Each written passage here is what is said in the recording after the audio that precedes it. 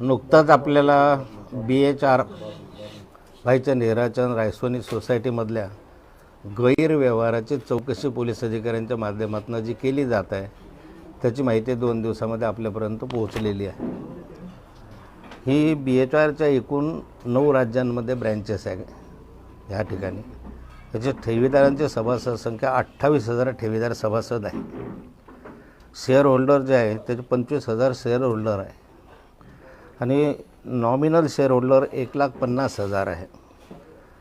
या ठिकाणी ठेवीदारांच्या याच्यामध्ये मोठ्या प्रमाणावर घोटाळा झाला अशा तक्रारी आल्या होत्या. त्यामुळे 2015पासून या संस्थेवर कंडारे म्हणून एक आहे त्यांचं व्यावसायिक म्हणून नेमणूक करण्यात आली. नंतरच्या कालखंडामध्ये ठेवीदारांच्या असं लक्षात आलं की आमचा पैसा सुरक्षित नाही, म्हणून 2017ला ठेवीदारांच्या संघटनांच्या माध्यमातून किंवा ठेवीदारांच्या माध्यमातून एक आंदोलन, वर्षभरासाठीच आंदोलनात्मक भूमिका त्यांनी घेतली. त्यांनी अनेकांचे दरवाजे ठोठावले. त्या ठिकाणी चौकशी करण्याचा फारसुद्धा झाला, परंतु ठेवीदारांना त्यात काही न्याय मिळत नव्हता. आणि हा फ्रॉड जो आहे तो करोडो रुपयाचा फ्रॉड आहे. या ठिकाणी ज्यावेळेस ठेवीदार संघटनांचे प्रतिनिधी मला येऊन भेटलेत आणि त्यांनी मला निवेदन दिलं, ॲडव्होकेट कीर्ती पाटील ह्या त्या ठेवीदार संघटनेच्या माध्यमातून काम करतात. ठेवीदार यांचे क्लायंट आहेत आणि त्याही त्यावेळेस दिवशी माझ्याजवळ होत्या आणि त्या माध्यमातून आपण चौकशी करू, तुम्हाला न्याय द्यायला लावू अशा स्वरूपाचं आम्ही त्यांना सांगितलं. आणि त्यामुळे राज्य सरकारकडे मी स्वतः विनंती केली. आमदार होतो त्या कालखंडात. राज्य सरकारकडे माननीय सुभाष देशमुख सहकार मंत्री यांना मी व्यक्तिगत भेटलो. व्यक्तिगत भेटल्यानंतर त्यांना या चौकशी करावी अशी विनंती केली की ठेवीदारांचे पैसे मोठ्या प्रमाणावर बुडण्याची शक्यता आहे. तो माननीय सहकार मंत्र्यांनी मला सांगितलं की ही मल्टी स्टेट सोसायटी आहे, त्यामुळे राज्य सरकारच्या सहभाग फार मर्यादित आहे. आम्ही यामध्ये फार चौकशी करू शकत नाही, तुम्ही केंद्र सरकारकडे यामधून मागणी करा. त्यानुसार केंद्र सरकारकडे 2018च्या सुमारास मी त्या ठिकाणी केंद्र सरकारचे मंत्री राधामोहन सिंगजी यांची भेट घेतली. त्यावेळेस रक्षाताई आणि ॲडव्होकेट कीर्ती पाटील त्या ठिकाणी उपस्थित होत्या आणि राधामोहन सिंगांना मी संपूर्ण वस्तुस्थिती समजून सांगितले की हा कोट्यावधी रुपयाच्या ठेवी आहे. आज ठेवीदारांचा पैसा मिळाला पाहिजे. ह्या ठिकाणी फार मोठ्या प्रमाणावर फ्रॉड आहे आणि या ठिकाणी जो कंडारे आहे म्हणून तुम्ही नेमलेला आहे हाच मुळामध्ये त्या फ्रॉडला मदत करतो आहे असा सर्व ठेवीदारांचा आता अशा सर्वांची तक्रार आहे. माझी पण तीच तक्रार आहे. त्यामुळे या संपूर्ण गैरव्यवहाराची तक्रार जी आहे ती EOWच्या माध्यमातून करावी असे 2018ला लेखी मागणी आम्ही केली. आणि त्या राधामोहन सिंगांनी त्या कालखंडामध्ये या मधली एक मागणी मान्य करून राज्य सरकारला एक पत्र पाठवलं. त्यांचं डायरेक्टर सेंट्रल कोऑपरेटिव्ह रजिस्ट्रार जे आहेत अख्ख्या देशाचे कोऑपरेटिव्ह रजिस्ट्रार त्यांच्या माध्यमातून एक पत्र पडसलगीलवार म्हणून त्या कालखंडामध्ये जे DG होते त्यांच्याकडे ते पत्र गेलं. ते पत्र गेल्यानंतर त्या पत्राच्या आधारावर खरं चौकशी EOWकडून व्हायला हवी होती, परंतु याच्यामध्ये जे हितसंबंधित लोक आहे त्यांनी ही चौकशी पुढे जाऊ दिली नाही. त्यांनी ही चौकशी दडपण्याचा प्रयत्न केला. हा दडपण्याचा प्रयत्न केला त्यामुळे चौकशी त्या ठिकाणी थांबली. यामध्ये जो काही पत्रव्यवहार तेव्हापासून आतापर्यंत झालेला आहे त्या पत्रावरचा पाठपुरावा करणं, मंत्री महोदयांना वारंवार भेटणं, दिल्लीला वारंवार जाणं, या संदर्भात सर्व पाठपुरावा जो आहे तो ॲडव्होकेट कीर्ती पाटील यांनी या ठिकाणी केलेला आहे. अधिकची माहिती पत्रव्यवहारासहित पत्रासहित ते तुम्हाला देतील. हे सारे कागदपत्र जे आहेत ही आपले पत्रकार परिषद संपल्यानंतर आपल्याला आम्ही देणार आहोत. सर्वचे सर्व कागदपत्र तुमच्याकडे देऊ. ह्यामध्ये काही जे आहेत मधल्या कालखंडामध्ये अशी एक घटना तुम्हाला सांगून ठेवतो की ज्यावेळेस वारंवार कीर्ती पाटील माहितीच्या अधिकारात माहिती मागत होत्या त्यावेळेस त्यांना ती माहिती त्या ठिकाणी दिली गेली नव्हती. मी स्वतः कंडारेंना फोन करून याबाबत माहिती सांगितली होती. ते येऊन मला इथे भेटले होते बंगल्यावर आणि त्यांना सांगितलं जी माहिती मागितलेली आहे ती तुम्ही त्या नियमानं आहे कायद्यानं आहे ते दिली पाहिजे. देतो म्हणून सांगितले पण दिली गेली नाही. मग कीर्ती पाटील यांनी त्यांचं क्लायंट आहे त्यांच्या माध्यमातून त्यावेळचे विरोधी पक्षनेते धनंजय मुंडे यांच्याशी जाऊन मी सांगितलं त्यांना भेटा, मी बोलतो त्यांच्याशी. आणि धनंजय मुंडेंशी चर्चा केली. त्यांना म्हटलं की तुम्ही माहितीच्या अधिकारात माहिती मागा, त्यामुळे तुम्हाला माहिती मिळेल, आम्हाला काही माहिती देत नाही आणि मी काही जास्त बोलू शकत नाही म्हटलं या विषयामध्ये. मग धनंजय मुंडेंनी माहितीच्या अधिकारामध्ये माहिती मागितली. त्यांनाही माहिती नीटपणे दिली नाही, अर्धवटच माहिती दिली. त्यांची फसवणूक त्या ठिकाणी केली.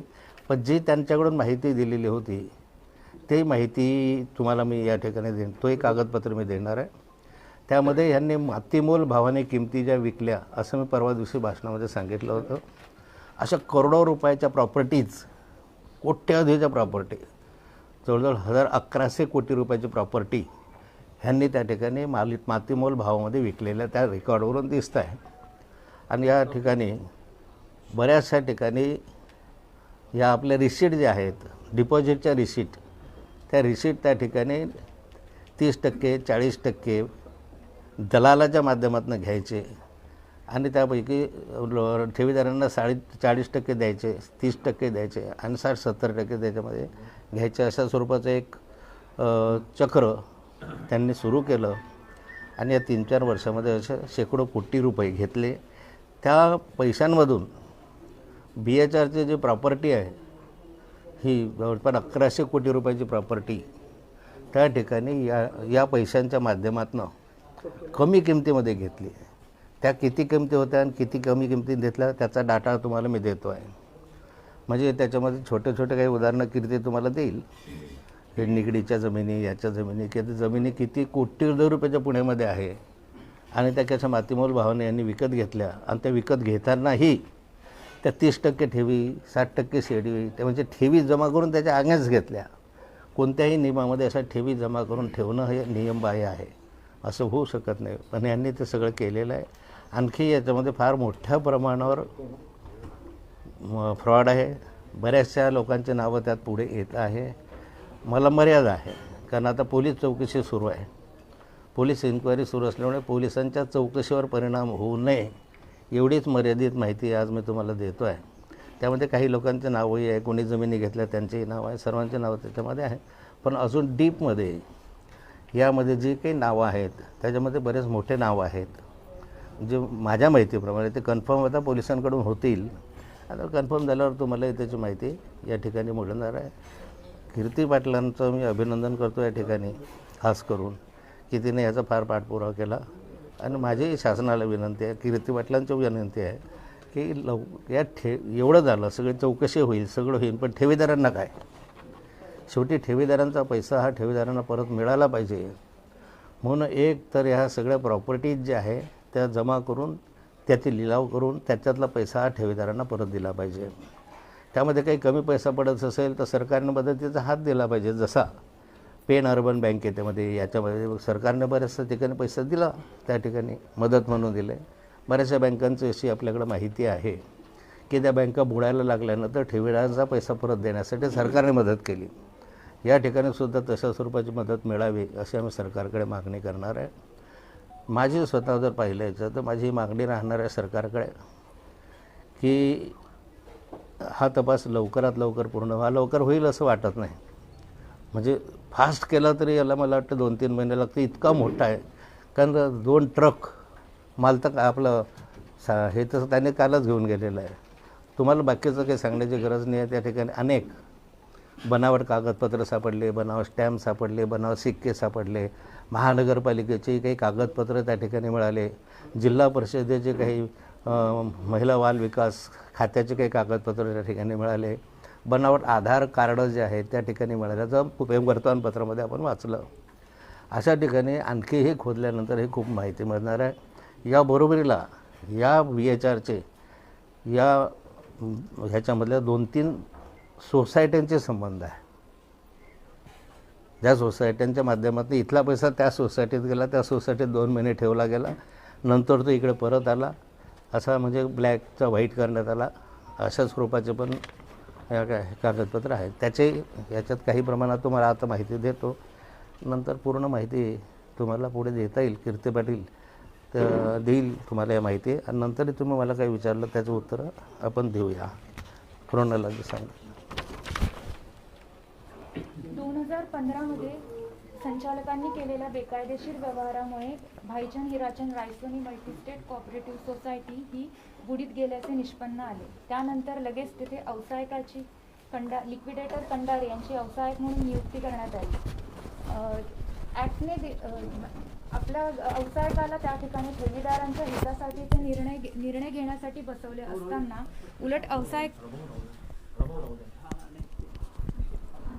व्यावसायिकानेही तेथे बऱ्याच मोठ्या रकमेची पैशांची अफरातफर केली व ठेवीदारांचे नुकसान केल्याचे लक्षात आल्यामुळे अनेक ठेवीदार व ठेवीदार संघटना यांनी पुणे सहकार आयुक्त त्याचप्रमाणे ज्या ठिकाणचे ठेवीदार आहेत त्या ठिकाणचे कलेक्टर, काही मंत्री, त्याचप्रमाणे दिल्ली येथे स्वतः जाऊन तक्रारी केल्या. परंतु यामध्ये काही बड्या लोकांचा समावेश असल्यामुळे त्या तक्रारींचा पाठपुरावा करण्यात आला नाही.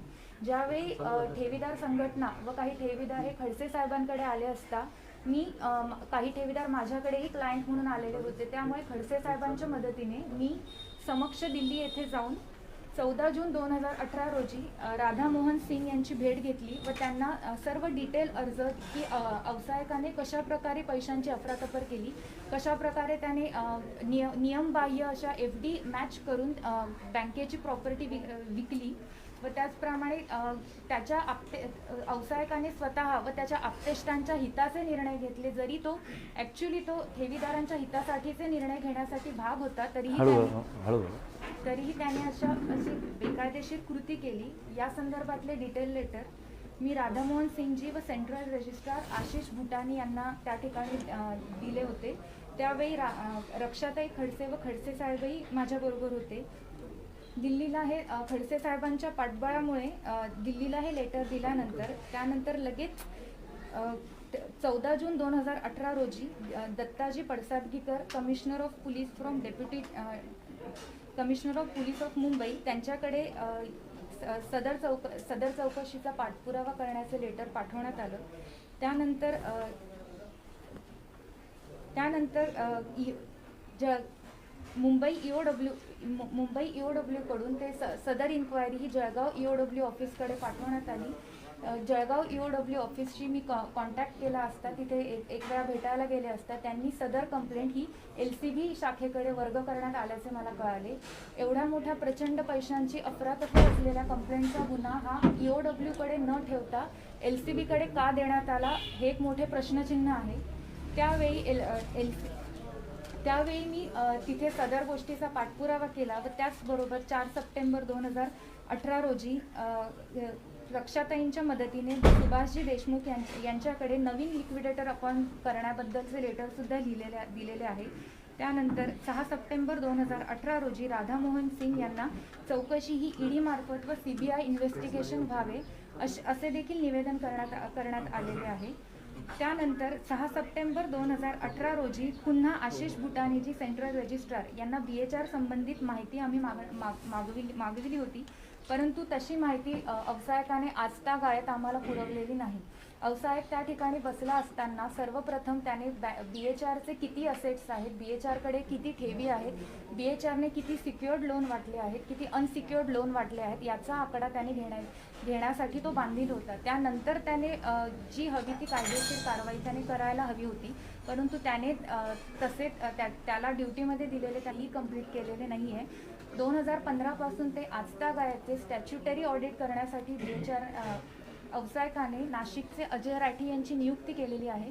परंतु त्यांच्याकडूनही स्टॅच्युटरी रिपोर्ट अजूनपर्यंत पूर्ण झालेला नाही. त्यांच्यामार्फत त्यांचे असे म्हणणे पडते की लिक्विडेटरने त्यांना संबंधित पुरेशी माहिती दिली नसल्याने त्यांचे ऑडिट पूर्ण झालेले नाही आहे. तर व्यावसायिक असे का करतो आहे हे देखील एक प्रश्नचिन्ह आहे. त्याचबरोबर 11 सप्टेंबर 2018 रोजी लिक्विडेटरला मी समक्ष भेटले. काही ठेवीदार संघटनांचे अध्यक्ष देखील आम्ही भेटलो व त्यांना संबंधित माहिती विचारली असता त्यांनी उडवाउडवीची उत्तरं दिली. व त्यानंतर पुन्हा 28 नोव्हेंबर 2018 रोजी राधामोहनजी यांना मी पुन्हा निवेदन दिले की त्यांनी केलेल्या पाठपुराव्यानुसार ही चौकशी EOW-कडून LCB-कडे वर्ग करण्यात आली आहे. तर LCB अथॉरिटीकडे कदाचित इथल्या बड्या नेत्यांचा काही दबाव आला असावा किंवा त्यांचा स्वतःचा काही स्वार्थ असावा. त्यांनी आपली जबाबदारी पूर्ण केलेली नाही आहे. कारण त्यांना मी स्वतः ज्यावेळी भेटले व म्हणाले की BHR संदर्भात त्यांना उपयुक्त अशी काही माहिती माझ्याकडे काही संघटनांनी व काही ठेवीदारांनी उपलब्ध करून दिलेली आहे. तर ती माहिती त्यांच्यासाठी तपासासाठी उपयुक्त होईल व ठेवीदारांचे हित याच्यातून साधले जाईल. परंतु त्यांनी जाणून बुजून मला प्रत्येक वेळी हेच सांगितले की मॅडम आमचा तपास सुरू आहे, येत्या 10-15 दिवसांमध्ये तपास पूर्ण झाला की आम्ही तुमच्यापर्यंत येऊ. हे असं सगळं सुरू असताना त्यांनी त्यांचा अहवाल सबमिटही केला, परंतु माझ्याशी काहीही त्यांनी कॉन्टॅक्ट साधला नाही. त्यानंतर वेळोवेळी जॉईंट कमिशनर ऑफ पोलीस EOW-ला देखील मी यासंबंधित कंप्लेंट केली होती. त्यानंतर 21 डिसेंबरला लिक्विडेटरला पुन्हा आम्ही इन्फॉर्मेशन मागितलेली होती. कारण याआधी लिक्विडेटर, मी, काही ठेवीदार संघटनेचे अध्यक्ष व काही ठेवीदार आम्ही सगळे असिस्टंट कलेक्टर गाडीलकर साहेबांच्या ऑफिसमध्ये बसलो होतो व त्यांना सर्व नियमांची आम्ही आठवण करून दिली व ते आम्हाला सगळे माहिती देण्यास कसे बांधील आहेत हे देखील सांगितले. कारण BHRच्या बायलॉजमधल्या 14व्या क्लॉजच्या 5व्या पॉईंटमध्ये लिहिलेलं आहे की every share holder, every member of the BHR is liable to get all the accounts of books and the related information regarding BHR, and they are liable to get the copies and they are liable to get the certified copies by payment of certain fees. तेव्हा लिक्विडेटरने मान्य करूनही लिक्विडेटरने आम्हाला त्या संबंधित काहीही माहिती दिली नाही. म्हणून पुन्हा आम्ही 26 डिसेंबर 2018 रोजी जॉईंट कमिशनर ऑफ पोलीस EOW-ला हे इन्व्हेस्टिगेशन LCB-कडून जरी तुम्ही झालेले म्हणतायत, पण त्याचा आम्हाला पुरेशी माहिती मिळाली नाही किंवा आम्हाला काहीही नोंद केली नाही.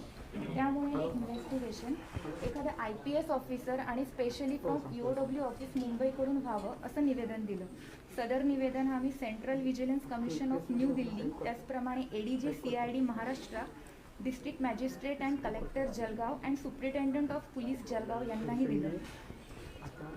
सदर कार्य सुरू असताना 22 जुलै 2019 रोजी पुन्हा Narendra Singh Tomar, agriculture corporation and farmers welfare या मंत्री बदलले.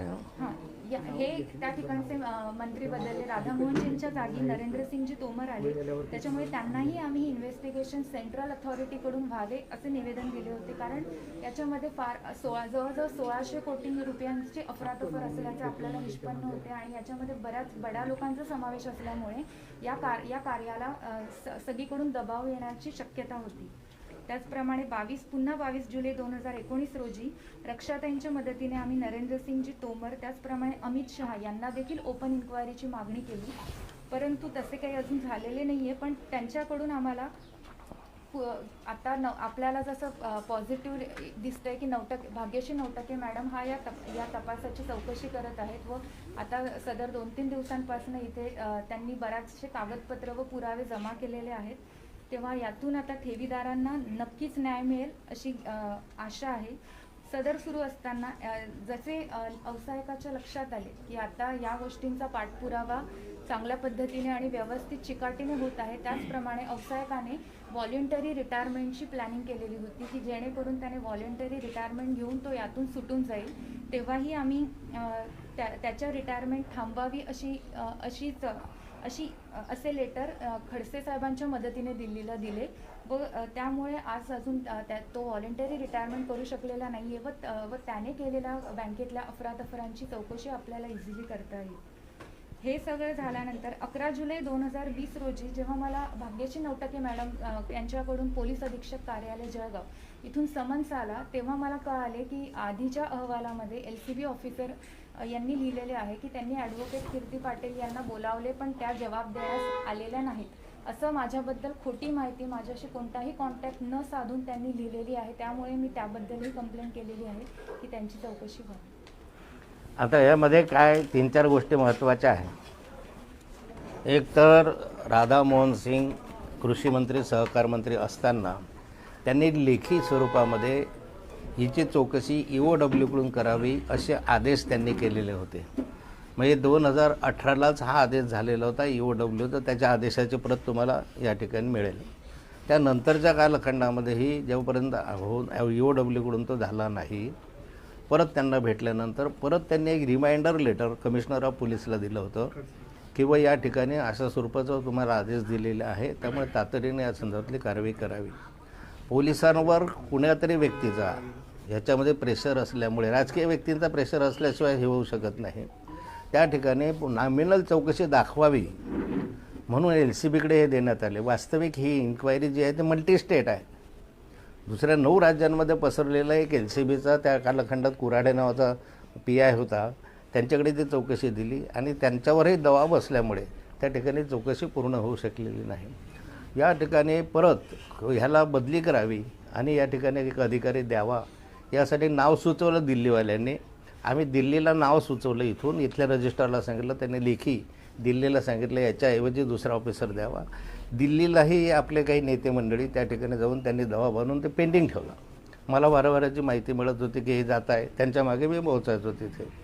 अशा रीतीने हे प्रकरण मोठ्या प्रमाणावर वरिष्ठ पातळीवरून दडपण्याचा प्रयत्न झाला आणि आज सुदैवाने का होईना 2018चे आदेश जे आहे ते आता अंमलबजावणी त्याची होत्या. या सगळ्यांच्या प्रती जेवढा पत्रव्यवहार केलेला आहे त्या तुम्हाला ॲडव्होकेट कीर्ती पाटलांकडून तुम्हाला मिळतील.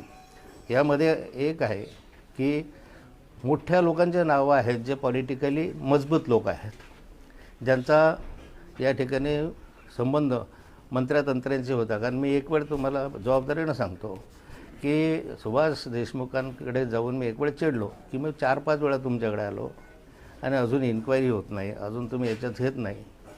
तर त्यांनी त्या ठिकाणी सांगितलं की खडसे साहेब मला माफ करा, माझ्यावर दबाव फार मोठा आहे. नाव नाही सांगितलं पण माझ्यावर परिसर आहे, त्यामुळे मी करू शकत नाही. मग फार माझं त्यांचं बऱ्यापैकी शाब्दिक थोडीशी चकामकी झाली होती. आता या इथपर्यंत ही चौकशी आलेली आहे. अजूनही यामध्ये ज्या जमिनीचे गैरव्यवहार झालेले आहेत त्याची एक यादी तुम्हाला आता काही छोटी म्हणजे तात्पुरत्या प्रमाणात देतो, बाकी तर मोठी यादी आहे. त्याच्यामध्ये काही जामनेरकडची प्रॉपर्टी आहे, काही पुण्याची प्रॉपर्टी आहे, काही जळगावची प्रॉपर्टी आहे, काही जमिनीचे व्यवहार त्याच्यामध्ये झालेले आहे. हे सगळे असं बोलत नाही तुम्हाला, त्याचे कागदपत्र आता थोडक्यात तुम्हाला देतो. नंतर डिटेल कागदपत्रही आहे, डिटेल नावं पण आहे, डिटेल त्याच्या चौकशी पण ते पोलिसांच्याच माध्यमातून तुमच्यासमोर यायला पाहिजे असतं. ते माझ्या सोडून आलं तर ते त्या पोलिसांच्या कामामध्ये हस्तक्षेप झाल्यासारखं होईल. मी फक्त एवढंच सूचित करतो की ह्याच्यामध्ये जवळपास आपल्या भागामधले जे आहेत लोकांनी ह्यांनी काय झालं म्हणतं हात धुवून घेण्याचा प्रयत्न हा केलेला दिसतो आणि ठेवीदारांचे त्यामुळे फार मोठे हाल झाले.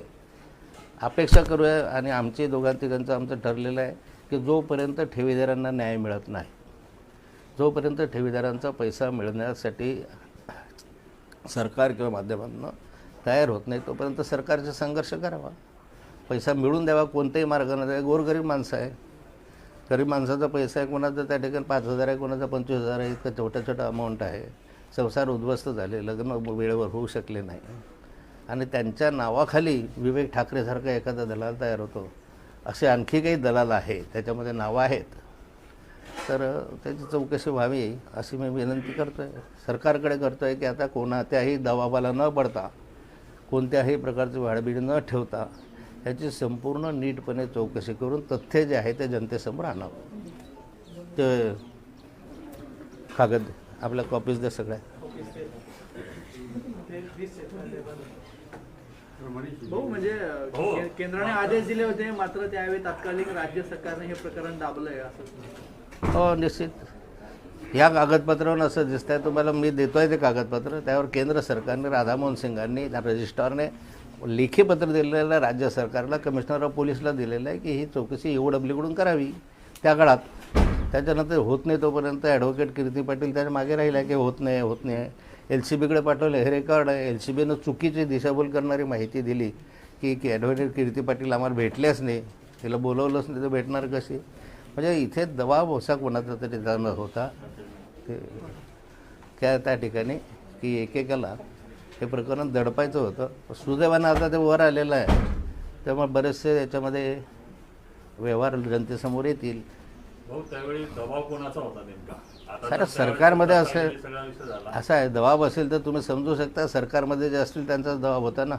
नाही, पण एक आता कोण होता? नाव काय? हो, आता याच्यात कोण एक- मंत्री आता- होता, खासदार कोण होता, आमदार होता, काय होता? सर्व तुम्हाला बाहेर येईल. आज पोलीस चौकशी होऊ द्या. पोलीस चौकशीमध्येच त्या नाव बाहेर येणार आहे. रेकॉर्डला येईल. गोवा याचा एक विषय असा आहे की तुम्ही सांगता की जामनेरला प्रॉपर्टी आहे, नाशिकला आहे, मुंबईला आहे. आता एक माहिती समोर अशी आली की तिथं गिरीश महाजनांचं लेटर पॅड सापडलं. थेट नावं का येत नाही, म्हणजे घेतली जात नाही? जर लेटर पॅडाचं गिरीश महाजनाचं सरकार म्हणतात, बघा, तर थेट नावं का नाही येत? एखाद्याचं लेटर पॅड सापडलं म्हणजे तो त्याच्यात सहभागी आहे, म्हणजे सुतावून स्वर्ग गाठण्यासारखं होईल. माझे लेटर पॅड असतील समजा, एखाद्या कोणी चोरून नेले असतील, चोरून नेलं एखाद्याकडे माझं लेटर पॅड सापडलं आणि तो कोणी गुन्हेगारात दरोड्यामध्ये सापडला, त्याचा अर्थ असेल पोलीस या गोष्टीचा चौकशी करता आहेत. तुम्ही जे सांगताय ना, ह्या लेटर पॅड तिथं कसे आले, महानगरपालिकेच्या वॉटर ग्रेस प्रकरणाचे सगळ्या फाईल्स वगैरे तिथं कशा आल्या, त्यांच्या कॉम्प्युटरमधून जे व्यवहार झाले तिथून पगार दिले जात होते. वॉटर ग्रेसचे पगार जे आहे सगळं मस्टर तिथून जात होतं, तिथून पैसा दिला जाता. ते रेकॉर्ड पोलिसांकडे आज उपलब्ध झालेलं आहे.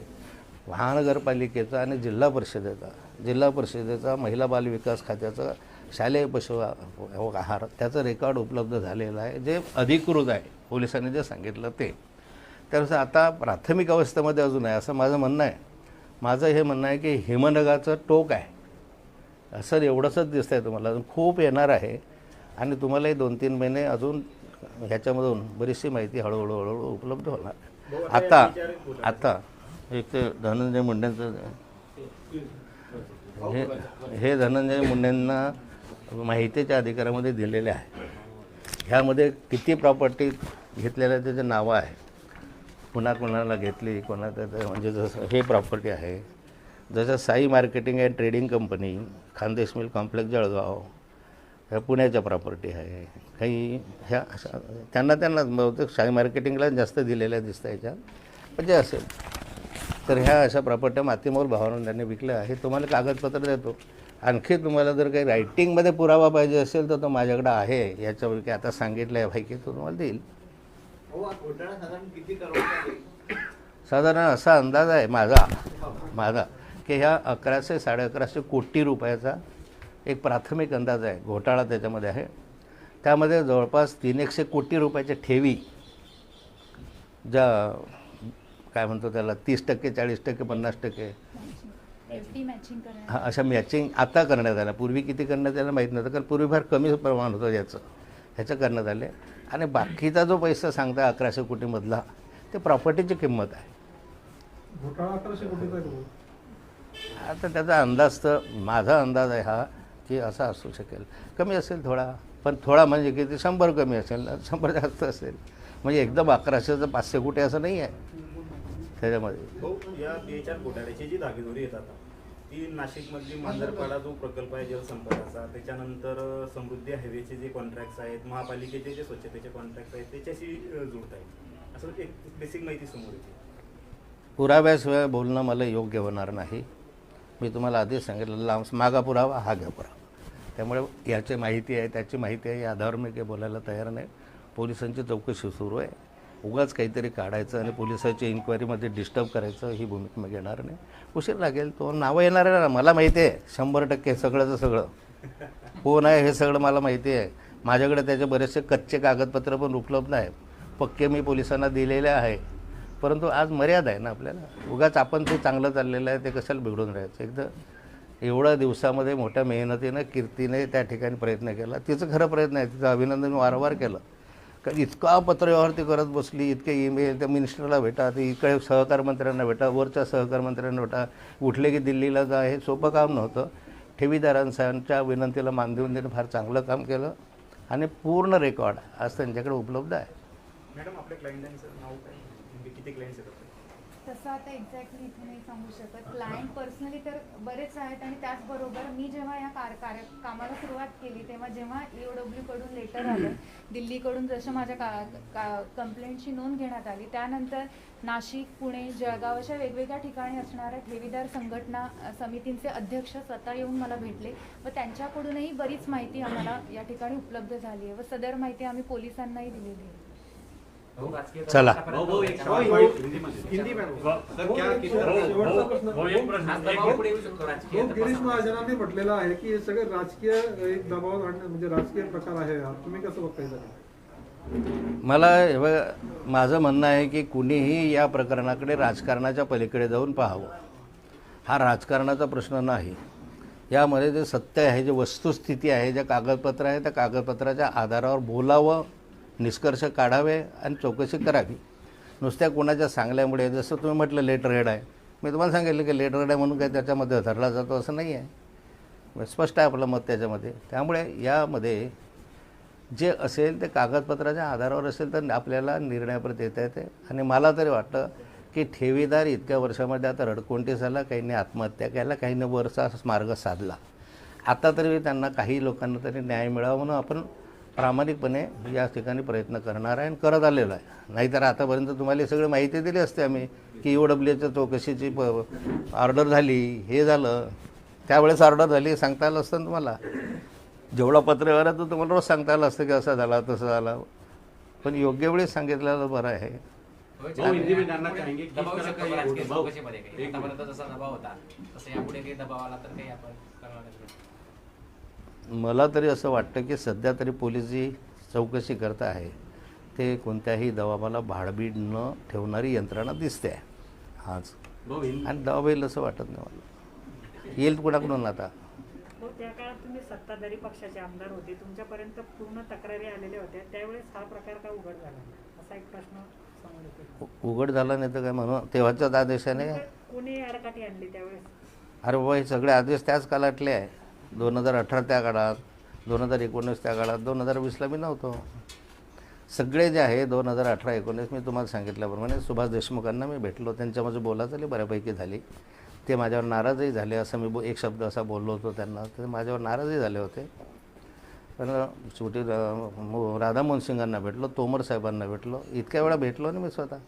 हो, त्यांनी जसं सांगितलं किंवा सुभाष देशमुखांनी सांगितलं की त्यांच्यावर खूप मोठं प्रेशर होतं. तर नेमकं कोणाचं प्रेशर होतं? आता तर काही त्यांची पण आता फोन लावा त्यांना आणि विचारा की खडसे साहेबांनी असं सांगितलं. या संदर्भात आपण शॉर्ट जानना चाहेंगे किस तरह का घोटाला हुआ है? खोटं असेल तर सांगावं त्यांनी. और कितने का घोटाला हुआ? तो जलगांव BHR जो Bhaichand Hirachand Raisoni credit cooperative society है, जो मल्टी स्टेट है, अभी उसकी EOW के थ्रू इंक्वायरी चल रही है. और ये EOW में ये जो सोसाइटी है 9 स्टेट में है. इसका जो है ना 9 स्टेट में इसका कारोबार चालू है.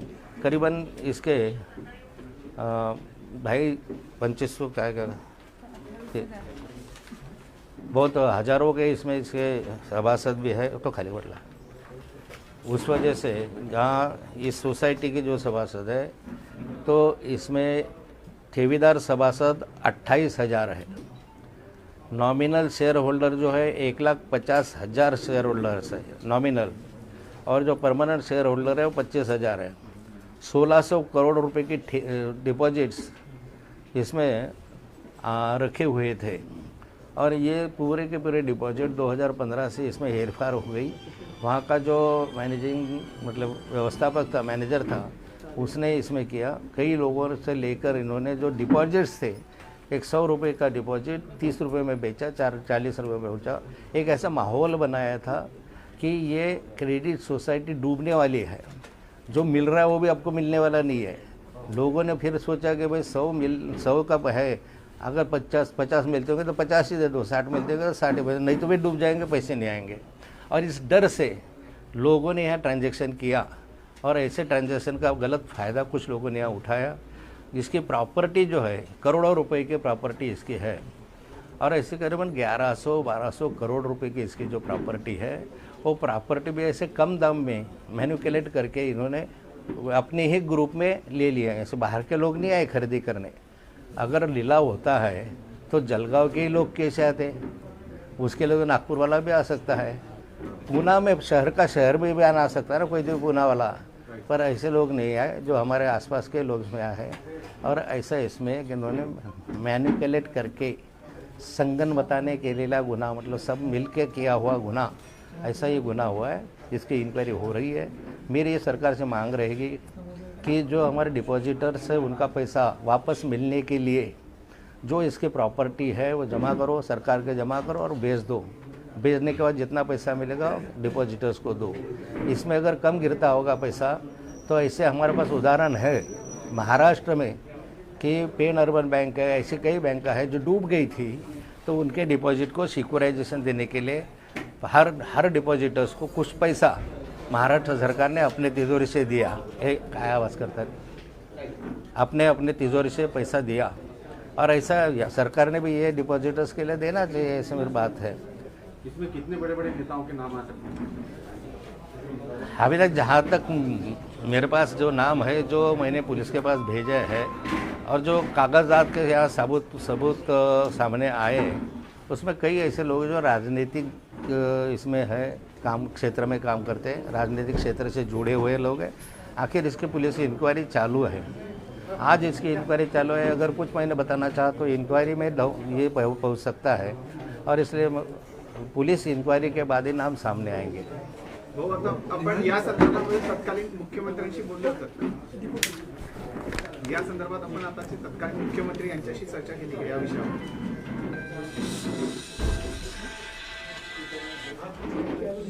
हां, या संदर्भात आपण आता तत्कालीन जे मुख्यमंत्री यांच्याशी चर्चा केली किंवा बोलणं झालं का या विषयावर? त्यांच्याशिवाय, त्यांच्या चर्चेशिवाय हे झालं असं वाटतं का तुम्हाला?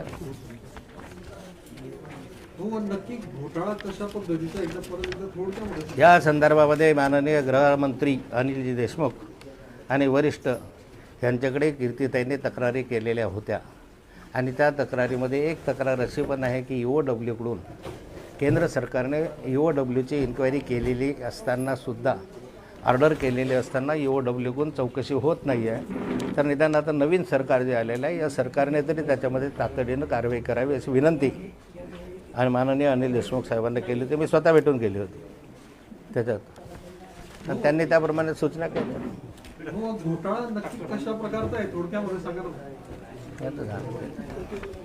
बारं हे बघा, तुम्हाला सगळे ते कागदपत्र दिलेले आहेत, त्याच्यातून तुम्ही लिहा। तुम्हाला माहीत आहे की पुराव्याशिवाय मी कधीही विधानसभेतसुद्धा बोललेलो नाही आहे। आजपर्यंत तोंडावर आपटलं असं कधी झालेलं नाही। जे बोललो ते आज नाही तर 4 महिन्यानं तुम्हाला खरं करून दाखवलं त्या ठिकाणी। त्यामुळे आता बिगर पुराने लोकांनी माझ्यावर काय आरोप केले, म्हणजे मी पुराव्यानिशी आरोप करत गेलो, एकही मी असे केलेले नाही की बिगर पुराव्याने मी केलं आणि लोकांनी माझ्यावर बिगर पुराव्याने आरोप केले। त्याचे परिणाम मी काय भोगले मला माहीत आहे की माझा किती छळ झाला, मला किती त्रास दिला गेला आणि त्या पुराव्याला काही अर्थ नाही आहे। कोणा दाऊच्या बायकोबरोबर संबंध आहे, कोणाचे काही संबंध आहे, कुठले काय, पण ते बिगर पुराव्यासहित केलेल्या याची दखल सरकारने त्या काळात घेतली। आता तुम्ही सगळे पुरावे ॲडव्होकेट कीर्ती पाटील यांनी सरकारकडे दिलेले आहे। हो, तत्कालीन राज्य सरकार ठेवीदारांना मदत करण्याला किंवा न्याय द्यायला अपयशी ठरलं असं म्हणता येईल? ठेवीदारांना न्याय द्यावा अशी वारंवार विनंती आम्ही स्वतः पत्र लिहून सरकारकडे केलेली आहे, परंतु यामध्ये ही चौकशी पूर्ण कशी होणार नाही किंवा चौकशीच होणार नाही। EOWला चौकशी 9 राज्यांची दिलेली असताना एखाद्या LCBच्या अधिकाऱ्याकडे चौकशी देणं हा काय प्रकार आहे?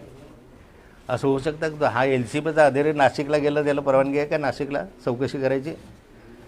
त्याला त्याच्या जळगाव जिल्ह्यामधले घेईल तो, बाकी हा तिकडे बऱ्हाणपूरला गेला मिळेल का परवानगी? त्याला स्पेशल अधिकारी पाहिजे। मग प्रकरण दडपण्याचा प्रयत्न केला गेला। हे कागदपत्रांसुद्धा 2018 पासून आम्ही भांडतोय, 18 पासून। चला, जय हिंद जय महाराष्ट्र। एक आता हे तुम्हाला हा जेवढा पत्रव्यवहार आता झालेला आहे जो बाकीचे तुम्ही झेरॉक्स करून घ्या। उस्मानाबाद जिल्ह्यातील ताजे अपडेट मिळवण्यासाठी उस्मानाबाद न्यूजला सबस्क्राईब करा आणि बेल आयकॉन प्रेस करण्यास विसरू नका।